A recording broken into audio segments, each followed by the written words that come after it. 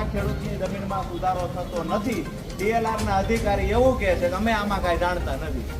જે કરીને ગઈ કંપની ગઈ એ સ્થિતિ અહીંયા છે કે સ્માર્ટ મીટર લગાડવા વાળી કંપની આઉટ સ્ટેટની છે.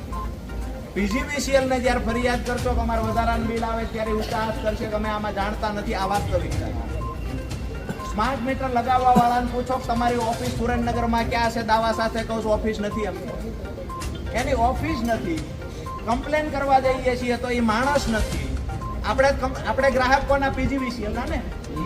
તો PGVCL તો એમ કે છે કે અમે આમાં કાંઈ જાણતા નથી. આ તો ડાયરેક્ટ બારોબાર કંપનીને કામ આપ્યું છે. મૂળ પ્રશ્ન એ છે રોજે રોજ 1000 રૂપિયાનું રિચાર્જ ખાલી થઈ જશે, આપણે ફરિયાદ કરવા ક્યાં જવાનું?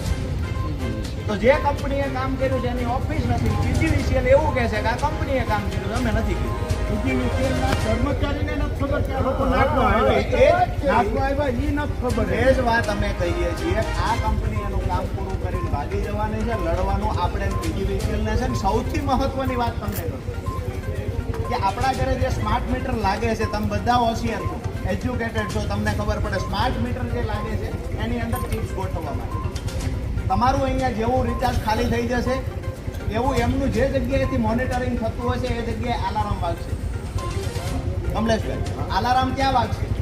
તો અહીંયા તમે ચોરી કરશો તો ત્યાં એ લોકોને અલાર્મ વાગશે. મતલબ તમારા મીટર ઉપર મોનિટરિંગ વિક્રમભાઈ એ લોકોનું ઓફિસમાં.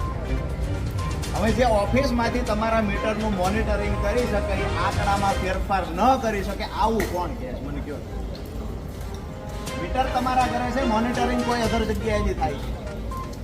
અને એટલે જ આપણે કહી શકીએ કે અહીંયા તમે ચોરી કરો છો એને ચિપ્સ એને ખબર પડી જાય છે ચિપ્સ દ્વારા કે ત્યાં ચોરી થઈ. અહીંયા યુનિટ ખાલી થઈ જાય એ લોકોને ખબર પડે છે કે રિચાર્જ ખાલી થઈ ગયું, યુનિટ પૂરા થઈ. એટલે કે મોનિટરિંગ ત્રીજી જગ્યાએથી થાય છે ને એ જગ્યાએથી આંકડામાં પણ બિલના વધારા ઘટાડામાં પણ ફેરફાર થઈ શકે. આ મને તમને બધાને ખબર પડે. આપણે જરૂર જ નથી ને આપણે ચોરી નથી કરતા તો સ્માર્ટ મીટર અમારા ઘરે બળજબરી પૂર્વક શું કામ? આ સૌથી મોટો પ્રશ્ન. અને આ મુદ્દે કમલેશભાઈ, વિક્રમભાઈ, અહીંયા આવેલી ટીમ કે અમે કોઈ આ મુદ્દે લડીએ તો અમે અપેક્ષા એટલી રાખીએ કે આમાં અમારે કોઈ રાજનીતિ નથી કરવી, સહકાર તમારે બધાએ આપવો પડે. આજે આ ઘર હતો એસાનો પ્રશ્ન છે, કાલ અહીંયા 80 ફૂટ રોડનો હશે, પરમ દિવસ હશે રાજ આસપાસનો. બરાબર છે. દરેક જગ્યાએ આ મીટર લગાવવાના છે. લડાઈના શ્રી ગણેશ આપણે કરીએ, સાથે આવીને કમસે કમ ઊભા રહીએ. નહીતર આ લડાઈનું પરિણામ નહીં મળે ને બધા એવું ઈચ્છે કે અમારા એકનું શું જાય છે. તો સરવાળે પ્રશ્ન એ જ છે કે આપણું રળું ખેપું કંપની લઈ જશે. સામાન્ય પરિવાર હશે ને એના ઘરે જ્યારે થાકી ન કરીએ ઘરે આવશે ને બૈરા એક જ વાત કરશે, લાઈટ નથી, રિચાર્જ ખાલી. આ પરિસ્થિતિનું નિર્માણ થાય છે. ભાઈએ કીધું કે મેં 500 રૂપિયાનું રિચાર્જ કાલે કરાવ્યું ને આજે ખાલી થઈ ગયું. ભાઈએ 1500નું રિચાર્જ કરાવ્યું, આજે માત્ર 1100 રૂપિયા વધ્યા.